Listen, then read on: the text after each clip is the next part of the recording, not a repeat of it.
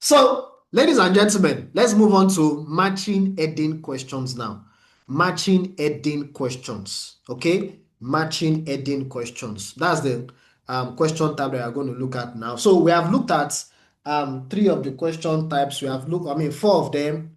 We have looked at matching statements. We have looked at matching information. We have looked at matching features. We have looked at matching sentence endings. Now we are looking at matching headings. Look at how it starts. Choose the most suitable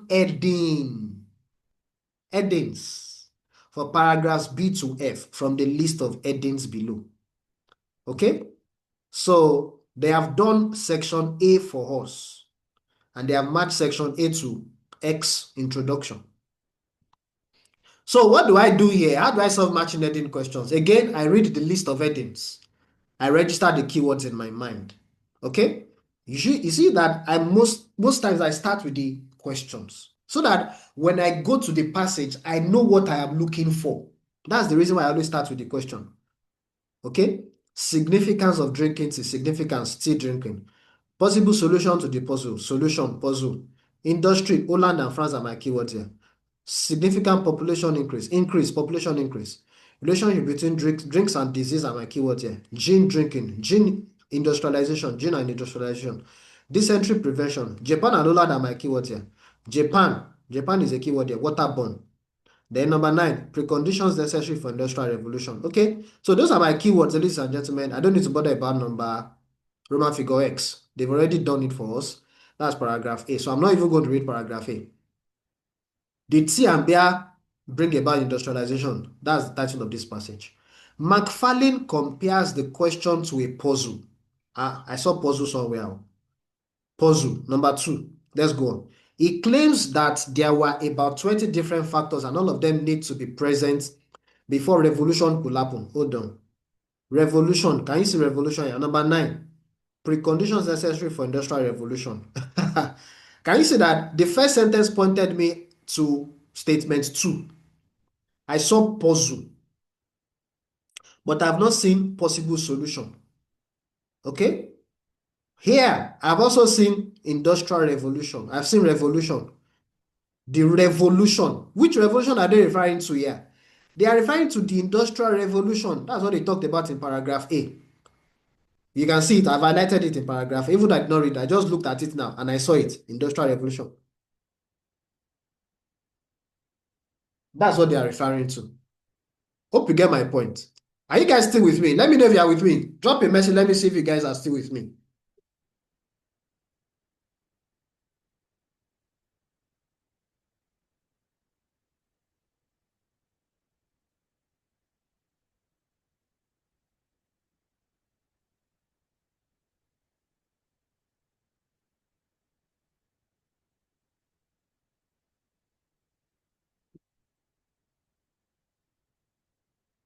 Okay. Thank you very much. I can see that feedback.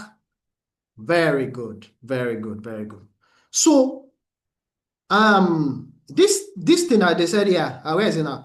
Before the revolution. Which revolution are they referring to? The revolution. They are referring to the industrial revolution. That's what this writer is referring to. Okay? So it says that 20 factors must be present. 20 factors. That's sounding like number 9. This statement alone fully supports number 9. Preconditions, plural, necessary for the industrial revolution. Do you understand now? This number 2, possible solutions to the puzzle. Which puzzle are they referring to? Which puzzle? This puzzle here, look at it here. McFarlane compares the question to a puzzle. The question to a puzzle. So it's a question. What's the question? Why did industrial revolution happen at the end of the 18th century? Okay? Why did this particular important event happen in Britain? And why did it happen? So this is the question they are talking about. So number 9 is more appropriate, but let's be sure that the paragraph talks about all those conditions, or maybe 2 or 3 of them. You might not mention all of them. At least they've told us here that there are 20. Now let's look at it. The chief conditions are to be found in history textbooks. For industry to take off, there needed to be the technology and power to drive factories. That's number one condition. Large urban population to provide cheap labor. That's number two. Easy transport to move goods around. That's number three. An affluent middle class willing to buy mass produced object. That's number four. A market-driven economy, that's number five. A political system that allowed this to happen, that's number six. Can you see they've mentioned six conditions? Six conditions for what? Industrial revolution. That's not sounding like solution to any puzzle. It's sounding like answer to question. What's the question? The conditions for revolution. And that's number nine. Preconditions necessary for industrial revolution. Okay, so I'm going to match section B to statement number nine. Okay, but somebody says you did not finish reading. All right, let's finish reading and be sure. While this was the case for England, other nations such as Japan, Holland, and France also met some of these criteria. All these factors must have been necessary but not sufficient to cause revolution. Holland had everything except coal, while China had many of these factors. Can you see? They are still talking about those factors necessary for revolution. So, number nine is still our best answer. Number nine is better than number two. And number nine is better than every other heading. Every other heading. How many of you support number nine? Let me see. If you think number nine is correct, just type in the Zoom chat. Yes, I pick number nine. I pick statement nine. Let me know who supports number nine. Let me move on to paragraph C now, or section C. The missing factors it proposes had to be found in every kitchen cupboard, tea and beer. So most historians are convinced that there are one or two missing factors needed to solve the puzzle. Can you see puzzle is showing up again here? Needed to solve the puzzle. So you see, we might still use this thing eventually. Now you are seeing solve. Can you see we are seeing solve now? Possible solution. Now that solution is showing up in the next paragraph. Somebody says, solve the puzzle. That's paragraph B now. Why not possible solution? No. You cannot say that because this sentence mentions solve the puzzle, you will now forget about 7 or 8 sentences in paragraph B. Paragraph B contains about 7 to 8 sentences. Only one of them mentions solve the puzzle. What about the remaining that did not mention solve the puzzle?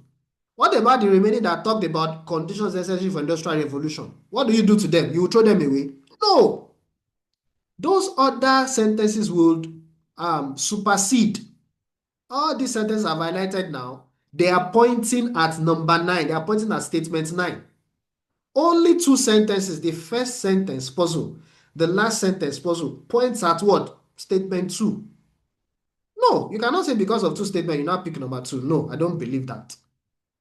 Number 9 is more appropriate because the bulk of the paragraph points at number 9.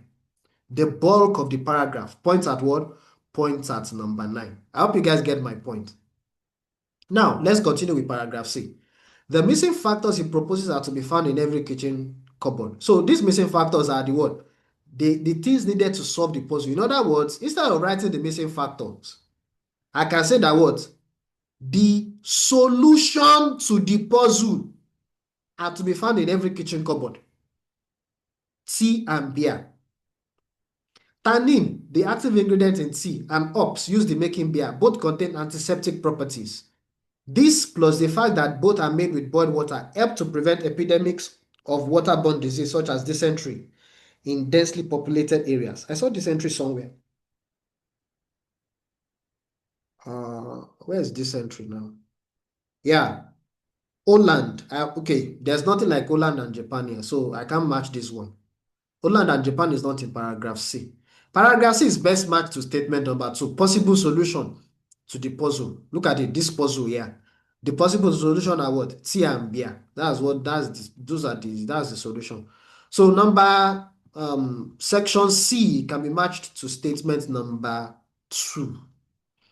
Statement number 2. Now, section D, let's move on to the next paragraph.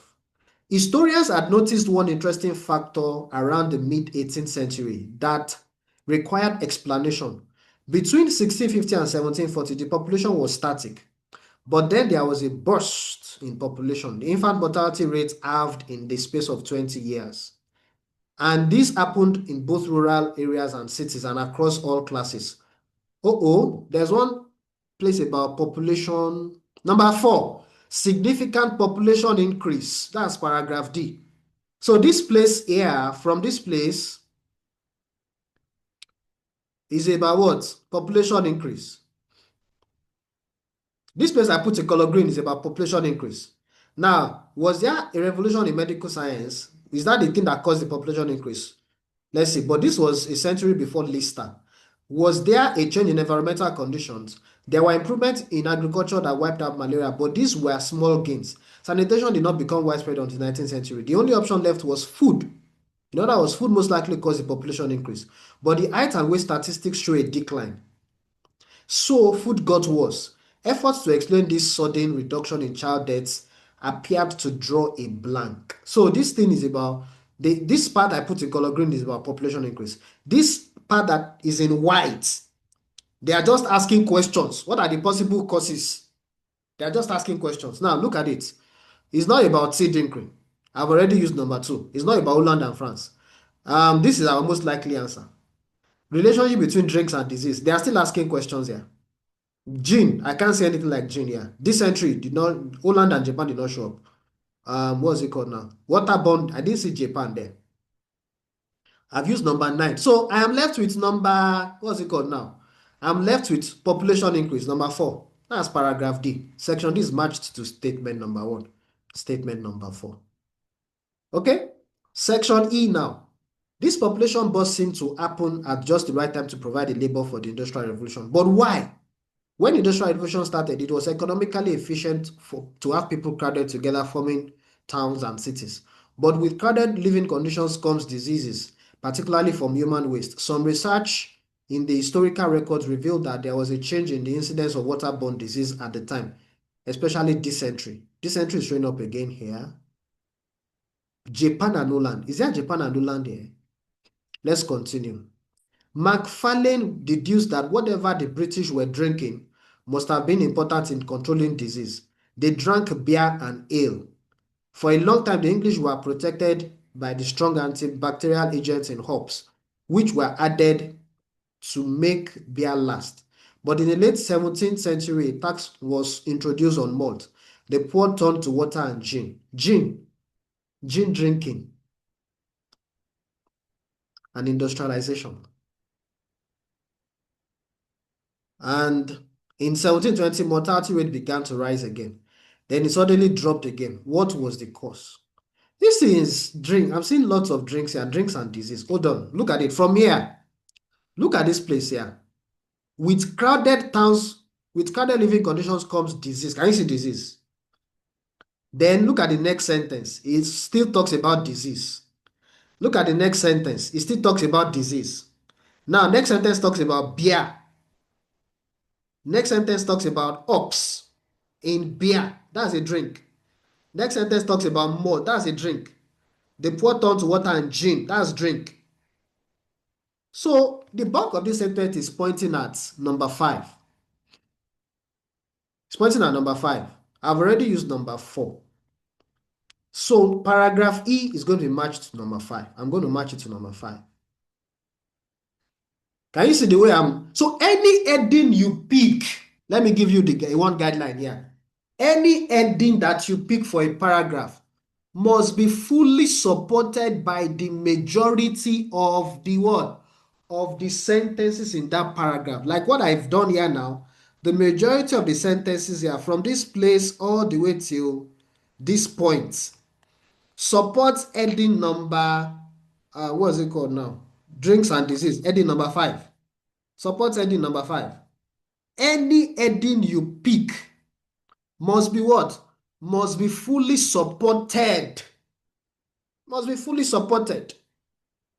Do you understand? These are things you keep in mind. Because people pick one answer because they just saw one keyword somewhere and then they end up the answer turns out to be wrong. Okay? Now, let's go on. Section F, the last section. Macfarlane looked to Japan, which was also developing large cities about the same time and also had no sanitation. Waterborne diseases in the Japanese population were far fewer than those in Britain. Now they are mentioning Japan here. Waterborne disease in Japan. Where's Japan? Number 8, Japan's waterborne diseases. Let's check whether this thing will talk a lot about Japan. For me to pick this number 8, this paragraph must talk a lot about Japan. Okay? I've seen one sentence about waterborne disease in Japan. Could it be the prevalence of tea in their culture? That was when Macfarlane thought about the role of tea in Britain. Can you see they've moved to Britain again? So they've stopped talking about Japan. Let's continue. The history of tea in Britain provided an extraordinary coincidence of dates.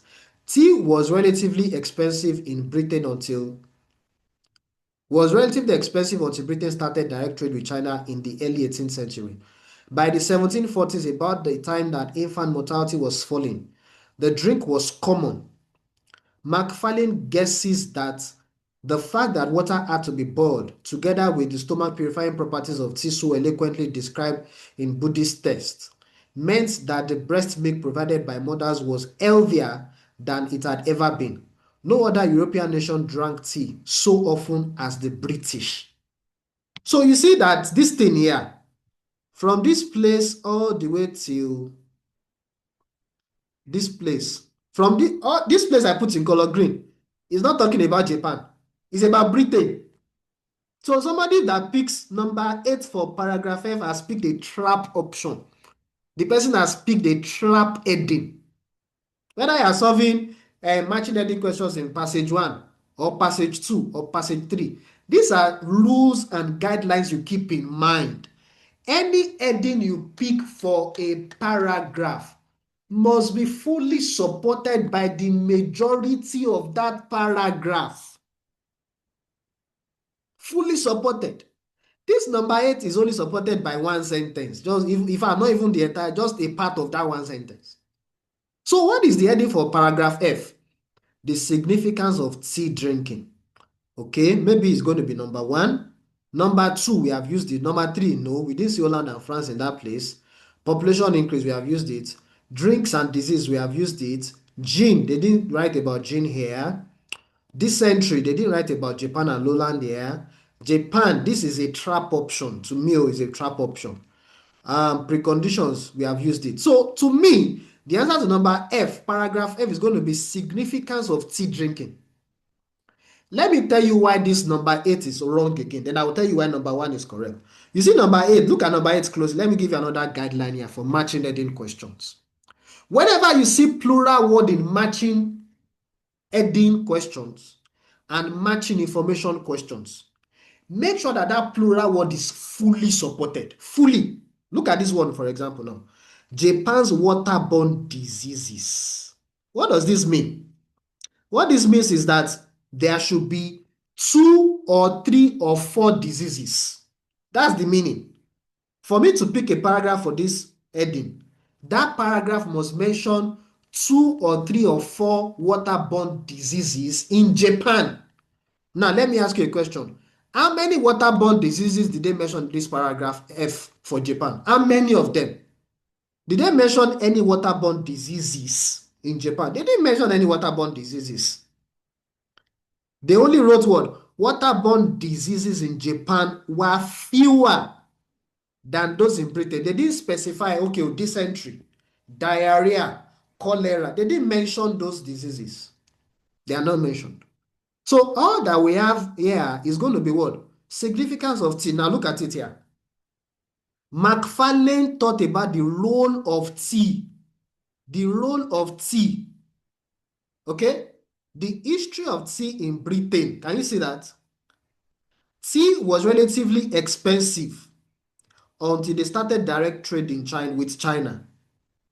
Okay? By the 1740s, about that time that infant mortality was falling, the drink, which drink are they referring to here? Tea.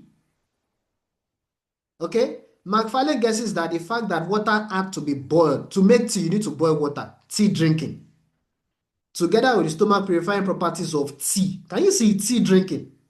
You see that this thing is pointing at tea drinking, the importance. How it helps to what? To prevent diseases and to reduce infant mortality. So paragraph F is matched straight to what? Paragraph F is matched to paragraph, so to statement number what? Statement number What was the statement again now? Number one, statement number one. Paragraph F is matched to statement number one. So I've solved all the matching heading questions. The remaining questions are multiple choice and gap filling. I'm not solving them. I'm not dealing with those ones today. So let me see. Do we have matching heading questions here? These ones are not matching heading questions. All right. My focus is matching heading questions. So let me submit and see what my score will be. If anyone is wrong, we'll do self-correction and we'll move on. So, ladies and gentlemen, you see the way we are dealing with this thing. Matching questions. Keywords. You must use keywords to guide your choice of answers. Okay? Using keywords to guide your choice of answers will increase your chances of getting the correct answer. Can you see all my answers are correct? 14, Roman figure 9, 2, 4, 5, 1. All my answers are correct. Matching heading questions. Matching heading questions. Okay, let me see whether there's any other matching heading from the sites I opened up. Maybe if I see another one, I'll do one more before we round up. Are you guys still with me? Let me know if you are still with me. If you are still with me, let me see your message. Let me see your message and see who is still with me. If you are still with me, just type in the chat box and say, yes, I am with you. There's no matching heading here. There's no matching heading. I think that's the only, from all the sites I opened, those are the matching heading questions I have. So, ladies and gentlemen, this is how we deal with what? This is how we deal with matching heading questions, okay? And as well, I've treated all the different types of matching questions, okay? We have treated matching information. We have treated, what's it called? Matching features. We have treated matching sentence endings. We have treated matching statements, okay? Matching statements, and then we have treated matching headings. All these different question types is extremely important that you what? That you practice them. Practice with them. Okay, I'm seeing one matching heading questions here. Let me solve this set. I hope you guys are not tired. If you are not tired, let me see your message. Let me see. Okay, I can see one message. Let me see. Let me just do one more, one final matching heading. This matching heading is from, is this another matching heading here? It says e-training, e-training. That is the title, e-training. Okay, again, what do we start with? We start with the list of headings and we identify keywords. We identify keywords in the list of headings. Now look at it. Overview of the benefits for application of e-training. In other words, benefits of applying e-training. Benefits. Remember what I said about plural words. For me to pick a particular paragraph for this statement, what does it mean? It means that that paragraph was mentioned 2 benefits or 3 benefits or 4 benefits or 5 benefits of what? Of applying e-training. Always take note of plural words. Number 2, IBM successful choice of training. IBM is a keyword for me here. Successful choice of training. Future directions and a new style of teaching. Future directions. In other words, what do you want to do in the future? What are the things you are considering in the future? The new style. New style is a keyword here. Learners' achievements and advanced teaching materials. Learners' achievements. Those are keywords for me. Advanced teaching materials. Keywords also. Plural. Teaching materials. Limitations when e-training compares with traditional class. Limitations is a keyword here. E-training compares. So e-training and traditional class compare. So limitations of e-training. Then multimedia over the internet can be a solution. Multimedia is a keyword here. Internet solution. Technology can be a huge financial burden. Financial burden is a keyword here. The distance learners outperformed the traditional university learners worldwide. So distance learner is a keyword here. Traditional university learner is a keyword here. Other advantages besides the economic consideration. Other advantages, plural. Can you see it's plural? Training offered to help people learn using computers. Training offered. Training offered. People learn computers. So, ladies and gentlemen, we start with paragraph A. We start with paragraph A. Okay, let me do something here, everybody. I'm going to leave, let me give you guys about 5 minutes. I want you to read paragraph A. and try and answer paragraph A. You can see I think you can see all the statements here from 1 to 10. And then this is paragraph A on the left side. I want you guys to read paragraph A closely and then try and answer paragraph A. I'll give you 5 minutes. Okay? After 5 minutes, I'm going to read and then I will answer. So your 5 minutes starts now.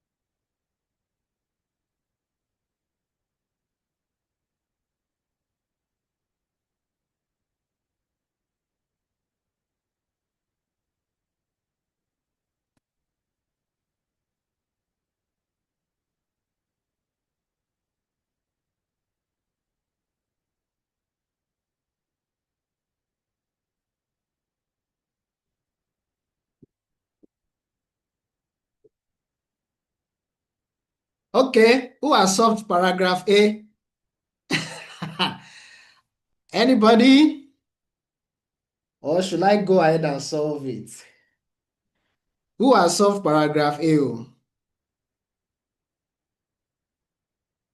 E-learning is a unifying term to describe the fields of online learning, web-based training, and technology-delivered instruction, which can be a great benefit. Okay?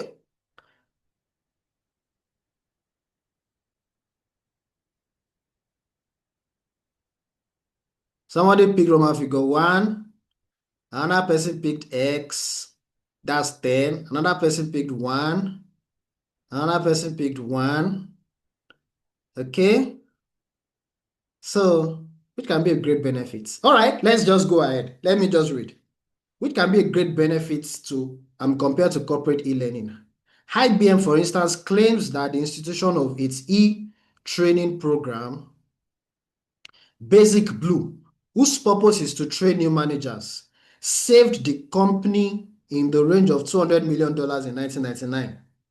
So this is one benefit here. It saved money. It saved them money. That's, what's it called now? IBM is giving us one of the benefits. Okay? So here, this one is talking about IBM.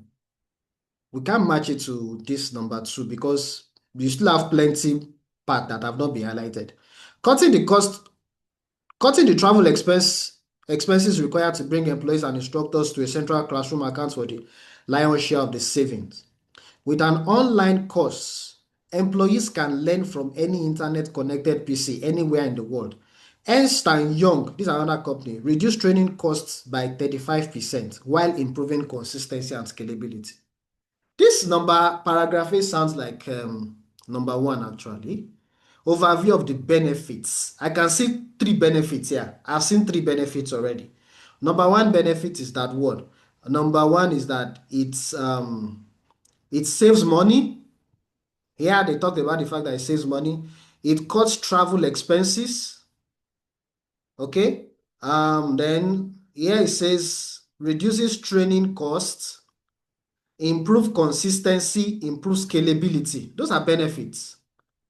Okay. Number two, no, number two is this is the only sentence that mentions IBM. Okay, number two will not fit in. Okay, number three, there's nothing like future directions.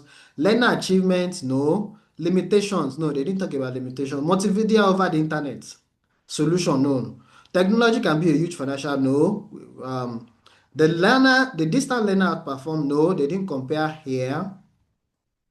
Um, other advantages besides economic consideration, other advantages beside economic, ah, this is number nine.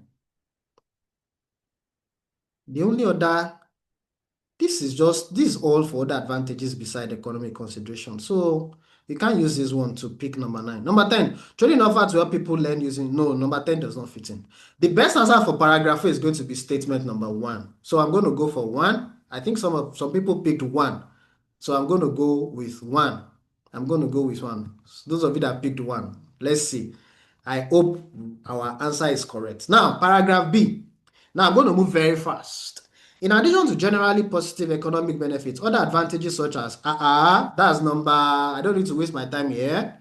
Other advantages, where is it now? Number X, Roman figure X. Roman figure X is matched to paragraph B. Somebody says you did not read. You did not, Roman figure IX, sorry, high X. You did not finish reading. Well, I don't need to waste my time. Why? Because in addition, let me show you. In addition to generally positive economy, other advantages such as convenience, standardized delivery. Can you see two? Self-paced learning and a variety of available content have made e-learning a high priority. E-learning is widely believed to offer flexible, anytime, any place learning. Can you see? We are talking about what? Other advantages apart from economic consideration. Other benefits or other advantages of e-learning. E-learning also seems to be effectively address topics such as sexual harassment education, safety training, and management training. So you see, yeah, they are basically talking about benefits apart from economics. So paragraph 2, number 29 is matched to statement number 9. Paragraph 3 now, paragraph C. Paragraph C. Much of the discussion about implementing e-learning has focused on the technology.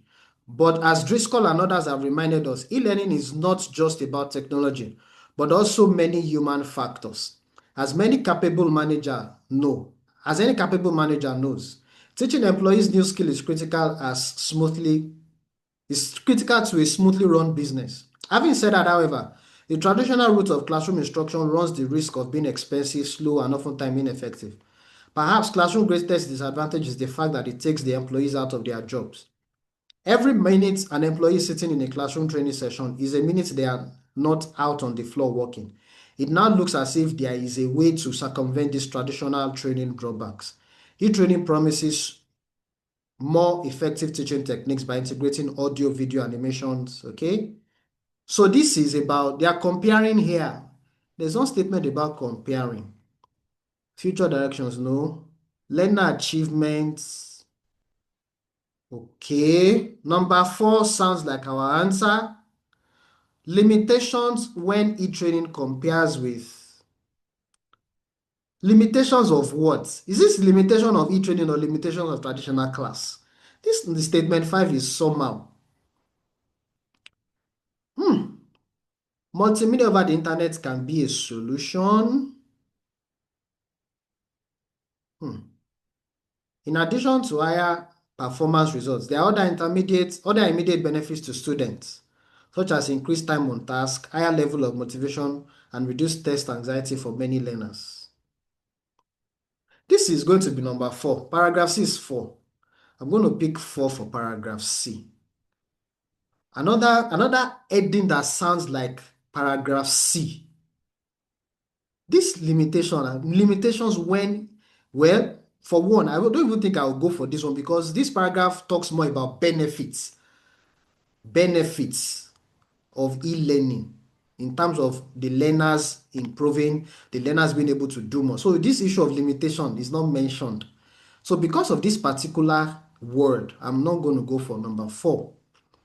Then multimedia over the internet. This word internet does not show. Internet is a proper noun here, so it doesn't show up here. So I won't go for this number 5. Number 6, financial burden. They didn't mention financial burden here. Distant learners outperform traditional university. I've not seen university here. I'm not sure I saw traditional here, but I didn't see university. Is there university here? No. Other advantages, I think I've used number 9 and then number 10. People only no, number 10 is not the answer. Paragraph D now. On the other hand, nobody said e-training technology would be cheap. Aha, now this is financial burden. They are talking about money at 10,000 to 60,000 to develop 1 hour of online instruction. This price varies depending on the complexity of the training topic. HTML pages are a little cheaper to develop while streaming video. So this is about money. This is about money. Where is that money now? Number 7, technology can be a huge financial burden. That's paragraph D. That's statement number 7 is matched to paragraph D. Statement number 7 is matched to paragraph D. Then paragraph E. E-learning isn't expected to replace classroom entirely. For one thing, bandwidth limitation are still an issue. Okay? For instance, rather ineffective imparting cultural values or building teams. If your company has a unique corporate culture, it will be difficult to convey that to a first-time employee through computer monitor. Okay, group training sessions are more ideal for these purposes. In addition, there is perceived loss of research time because the work involved in developing and teaching online classes. Professor Wallin estimated that it required between 500 to 1,000 person hours, that is Wallin hours, to keep the course at the appropriate level of currency and usefulness. Distant learning instructors often need technical skills, no matter how advanced the courseware system. That amounts to between a quarter or half of a person year. Finally, teaching materials require computer literacy and access to equipment. Any e-learning system involves basic equipment. A student that does not possess these skills or have access to these tools cannot succeed. This part here, you see this part I'm putting in color, is pointing at that statement about teaching people about computer. It's pointing at training offered to help people learn using computer. But how about the part from the beginning? E-learning is not to replace classroom entirely.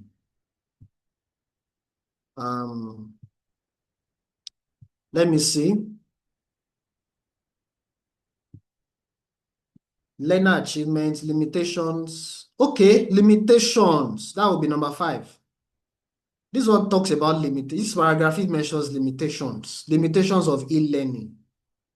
Is not suited to every mode of instruction. Can you see limitation 1?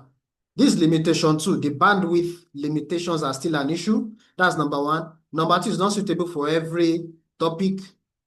So number 5 is matched to paragraph E. Number 5. Then the final paragraph, paragraph F.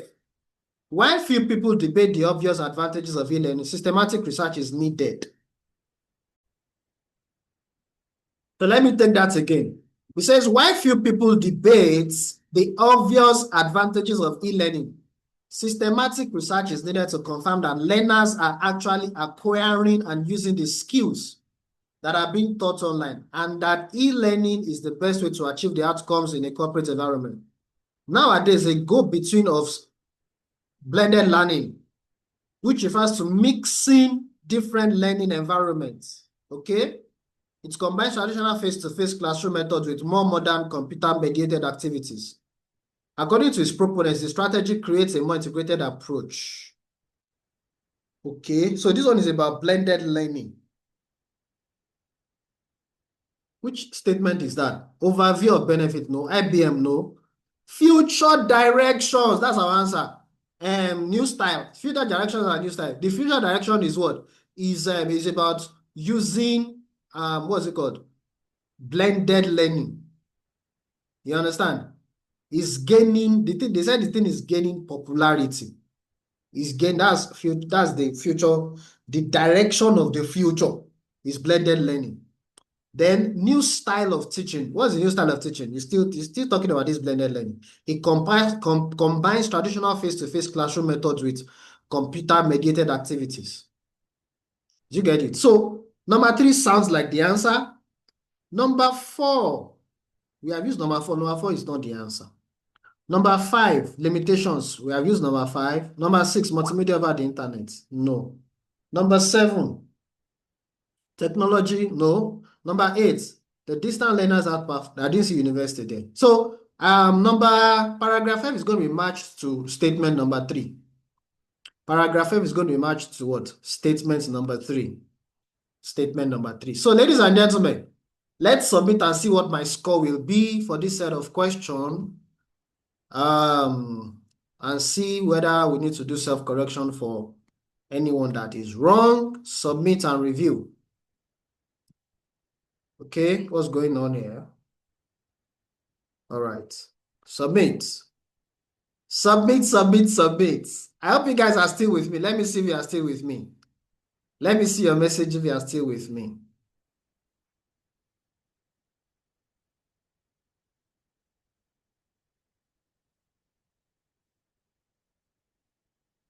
Okay.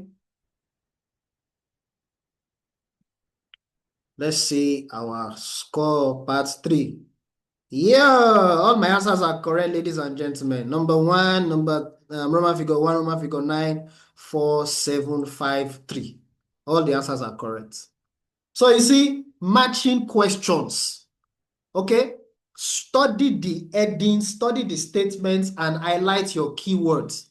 Let the keywords register in your mind so that when you start reading the passage, you will know exactly what you are looking for.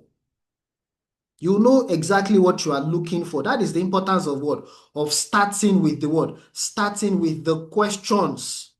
Okay? And then you now go to the passage and take it paragraph by paragraph. Take it paragraph by what? Paragraph by paragraph. So ladies and gentlemen, I'm going to pause here for today. I hope you have learned something. It's been a very long class. This matching question session is usually always the longest part of our classes. So our assignments is gonna come in series. I'll be sending the links, okay? Links on matching sentence endings, matching information, matching features, matching headings, all those different question types. So take the time to practice them and practice more. Okay? If you are doing computer-based, try and practice on computer. Try and practice on computer. It's very, very important. It's very, very important. Somebody's asking a funny question here. The thing is, if I tell you the answer to this your question, I hope you will do it. Somebody said, please, what is your secret? Because I don't understand, you are getting all the answers correct. It's very straightforward. I've told you my secret. I start with the question. I register the keywords in my mind. And then I go to the passage and I read closely, carefully. As I'm reading, the keywords are in my mind. So if I come across something that sounds like the keyword, I will hold on a little bit and check the question and do a quick mental calculation and see, is this the correct thing or not? If not, I will continue reading. There are so many things going on in my head that I'm not talking about, like what I just described now. As I'm reading and scanning through the passage, I'm looking at those words and saying, does it sound like what I saw earlier on? If I saw something that sounds like it, that's when you hear me talk and say, see this one, hold on, let me check. So, and this thing that I do, I did not develop it yesterday. I did not develop it last week. It developed as a result of practice. That's the second thing I need to say. Practice. Many candidates don't like to practice IELTS reading. They are afraid of IELTS reading. But you see, if you're afraid of IELTS reading and you refuse to practice, you're not going to improve. Refusing to practice is not the solution to the problem of IELTS reading. You need to still sit down with the thing and practice. So you got to practice it. Do a lot of practice and get used to all these strategies that I'm talking about. I hope you get my point, patience. So it's about practice. That's what has really helped me. And the fact that every time I practice, I'm applying these strategies. And anytime I get a question wrong, I always do self-correction. Anytime. Even sometimes when I get some questions right, like I think I did it for one question today. There's a question I got right, but I still really did not understand why it's correct. I used the elimination method to get that question right. So I had to go back to the passage to see, okay, why is it the correct thing? These are things that will help you to what? Will help you to improve. So, ladies and gentlemen, I'm going to wrap it up on that note for today. I'm going to share the link to this recording in the WhatsApp group so that you can go through it again. And I'll drop our assignment and exercises on matching questions. Okay? I'll drop matching questions assignments for you to do. In fact, I'm going to drop a full reading. Let me do it this way. I'm going to drop a full reading test, for you to do. That will be your assignment for today. And then I'll drop a link for matching question, 2 assignments for you today.